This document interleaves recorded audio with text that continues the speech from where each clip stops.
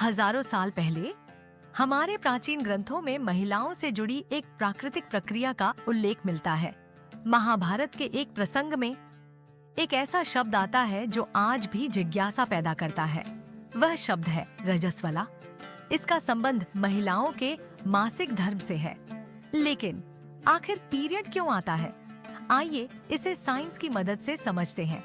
सबसे पहले समझिए कि यह प्रक्रिया महिला के शरीर के अंदर मौजूद प्रजनन तंत्र से जुड़ी है।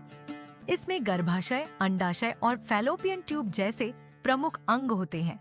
अब सवाल है, हर महीने पीरियड आखिर क्यों आता है?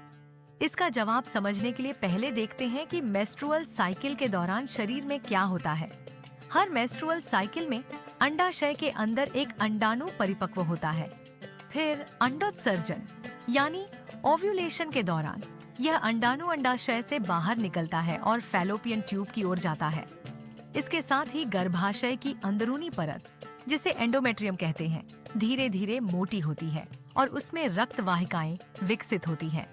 गर्भाशय संभावित गर्भावस्था के लिए तैयार होता है।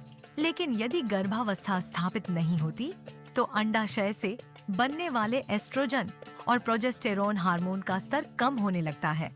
खासकर प्रोजेस्टेरोन के कम होने से गर्भाशय की परत को मिलने वाला हार्मोनल सपोर्ट घट जाता है।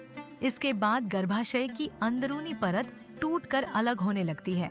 रक्त, ऊतक और अन्य द्रव सेरवैक्स और वेजाइना के रास्ते शरीर से बाहर निकलते हैं। इसी प्राकृतिक प्रक्रिया को मेंस्ट्रुएशन या पीरियड कहते हैं।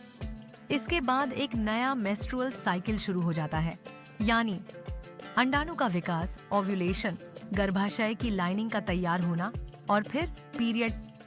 यह साइकिल दोहराता रहता है। महिलाओं के शरीर और विज्ञान से जुड़े ऐसे महत्वपूर्ण विषयों को आसान और वैज्ञानिक तरीके से समझने के लिए जुड़िए गुरुवर्स एकेडमी के साथ। ज्ञान से समझ और समझ से सशक्त भविष्य।